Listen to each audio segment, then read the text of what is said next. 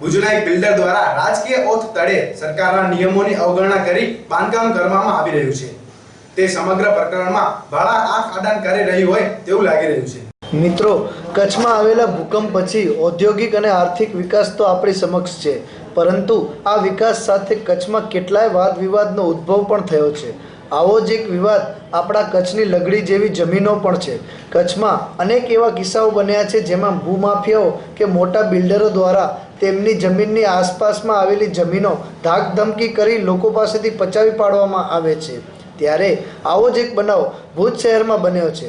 શહેરની મધ્યમાં આવેલી ટાઈમ સ્ક્વેર વિલા નામની ટાઉનશીપના બાંધકામમાં થતી ગેરરીતિ ટોક ઓફ ધી ટાઉન બની છે।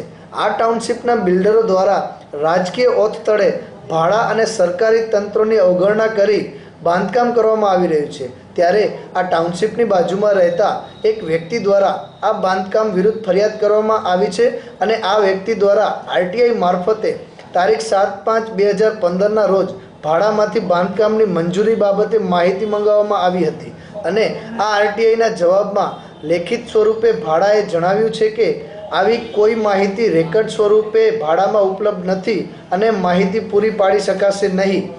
આ વ્યક્તિને આ બાંધકામનો વિરોધ કરતો હોય આ ટાઉનશીપના બિલ્ડરના મળતિયાઓ દ્વારા ધાકધમકી કરવામાં આવે છે।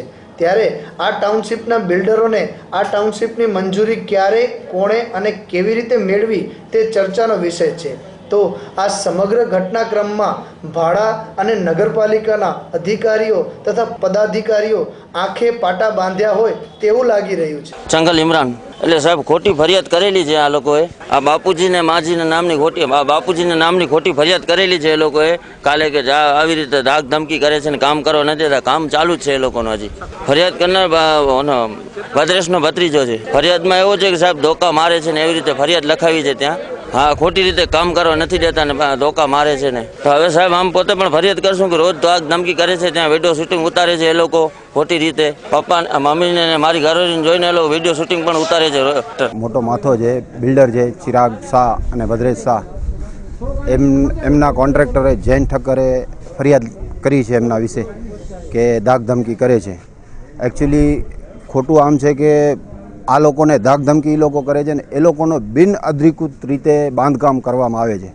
જે બાઉન્ડ્રીની બારે પણ એ લોકોના પિલર ઊભા કરવામાં આવે છે ને દબાણ કરવામાં આવે છે અને છતાંય પણ અમે ભાડામાં માહિતી માંગી તો ભાડાવાળાએ અમને સ્પષ્ટ ચોખ્ખા પેપરમાં એ લોકોએ લખીને દઈ દીધું કે ભાઈ આ પ્લોટોની અમારા કને કાંઈ માહિતી નથી। સમસ્યા એ છે કે અમારા બાજુમાં જે લોકો બાંધકામ કરે છે ગેરકાયદેસર છે ને અમે કહીએ છીએ તો સામે અમને ધમકી આપે છે અમારું મકાન જોઈ જાય નથી, સ્થાનિક તપાસ કરવા કોઈ આવ્યો નહીં, ભાડાવાળા નહીં, કોઈ રીતે કોઈ જાતનો સપોર્ટ નથી મને।